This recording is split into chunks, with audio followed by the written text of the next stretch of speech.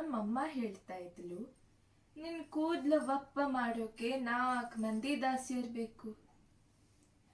ಹೆಣ್ಣು ಮಕ್ಕಳಿಗೆ ಕೂದಲು ಉದ್ದಿದ್ರೆ ನೋಡೋಕೇನೋ ಚಂದ, ಆದ್ರೆ ಆರೈಕೆ ಮಾಡೋದು ಬಹಳ ಕಷ್ಟ. ಎಣ್ಣೆ ಸ್ನಾನ ಮಾಡು, ಸಿಕ್ಕು ಬಿಡಿಸು, ಜಡೆ ಹೆಣಕು. ಎಣ್ಣೆ ಸ್ನಾನ ಮಾಡು, ಸಿಕ್ಕು ಬಿಡಿಸು, ಜಡೆ ಹೆಣಕು. ಒಬ್ಬ ಮುದುಕಿ ಇದ್ಲು, ನಮ್ಮಮ್ಮನ ಖಾಸ ದಾಸಿ. ಸಿಕ್ಕಟ್ಟಿಗೆ ಊರೂರಿ ತಲೆ ಬಾಚೋಳು.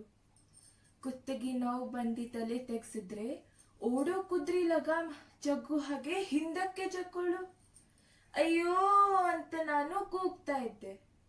ನಮ್ಮಣ್ಣ ಹಾಗಾಗ್ಬೇಕು ನಿಂಗೆ ಅಂತ ಕಿಸಿ ಕಿಸಿ ನಗ್ತಿದ್ದ. ನೋಡು ನೋಡು, ಹಾಗೆ ಹಲ್ಲು ಕಿರಿಬೇಡ, ಹಲ್ಲು ಕಿರಿದ್ರೆ ಕೋತಿ ಥರ ಕಾಣ್ತೀಯ.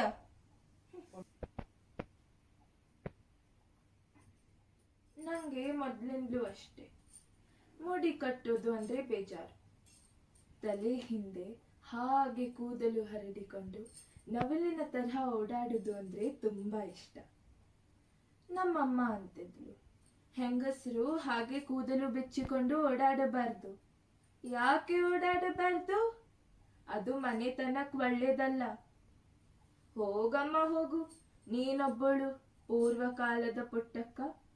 ಹುಡುಗಿ ಕೂದಲು ಬಿಚ್ಚಿಕೊಂಡು ಓಡಾಡಿದ್ರೆ ಮನೆಗೆ ಒಳ್ಳೇದಾಗಲ್ವಂತೆ. ಯಾರ್ ಹೇಳಿದ್ದು ನಿಂಗೆ ಎಲ್ಲ ಕಂತೆ ಪುರಾಣ? ನಮ್ಮಮ್ಮ ಹೇಳಿದ್ದು.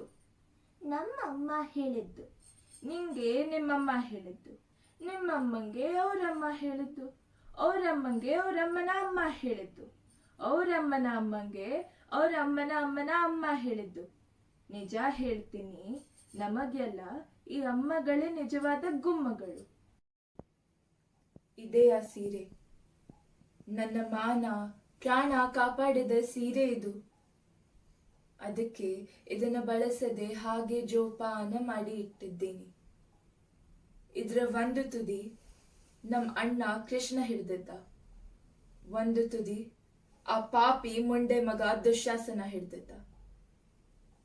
ಇಬ್ರು ಗಂಡಸರೇ, ಆದ್ರೆ ಎಷ್ಟು ವ್ಯತ್ಯಾಸ. ಮಾನ ಕಾಯ್ತೀನಿ ಅಂತ ಒಬ್ಬ, ಮಾನ ತೆಗಿತೀನಿ ಅಂತ ಒಬ್ಬ, ಕೊಡೋನೊಬ್ಬ ಕೀಳೋನೊಬ್ಬ, ನಡುವೆ ಈ ಹೆಂಗಸು. 16 ಮೊಳದ ಈ ಸೀರೆ 16 ಸಹಸ್ರ ಮೊಳ. ಕತ್ತಲು ಬೆಳಕು, ಕತ್ತಲು ಬೆಳಕು, ನಡುವೆ ಗಿರಿ ಗಿರಿ ತಿರ್ಗೋ ಭೂತಾಯಿ.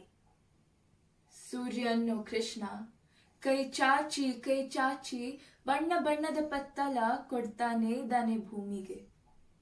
ರಾತ್ರಿ ಅನ್ನೋ ದುಶ್ಯಾಸನ ಈ ಬಣ್ಣ ಬಣ್ಣದ ಪತ್ತಲ ಎಳೆದು ಎಳೆದು ಹಾಕ್ತಾನೆ ಇದ್ದಾನೆ.